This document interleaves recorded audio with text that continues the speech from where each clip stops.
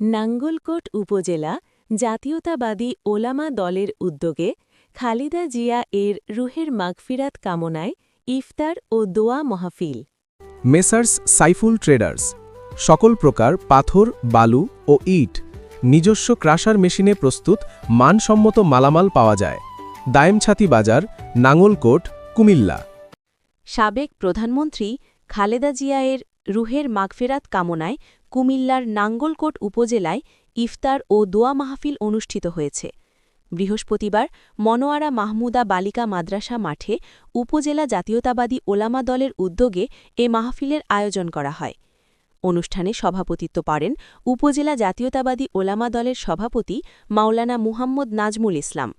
প্রধান অতিথি হিসেবে উপস্থিত ছিলেন কুমিল্লা দক্ষিণ জেলা জাতীয়তাবাদী ওলামা দলের ভারপ্রাপ্ত আহ্বায়ক আলহাজ মিজানুর রহমান খোকন। উপজেলা সাধারণ সম্পাদক হাফেজ পেয়ার আহমেদের সঞ্চালনায় অনুষ্ঠানে আরও বক্তব্য রাখেন জেলা ও ইউনিয়ন পর্যায়ের বিভিন্ন নেতৃবৃন্দ। বক্তারা মরহুমার রাজনৈতিক জীবন, দেশের গণতান্ত্রিক আন্দোলনে তার ভূমিকা এবং অবদানের কথা স্মরণ করেন। অনুষ্ঠান শেষে মরহুমার রুহের মাগফিরাত কামনায় বিশেষ দোয়া ও মোনাজাত পরিচালনা করা হয়। মাহফিলে দলীয় নেতাকর্মী ও স্থানীয় মুসল্লিদের ব্যাপক উপস্থিতি লক্ষ্য করা যায়।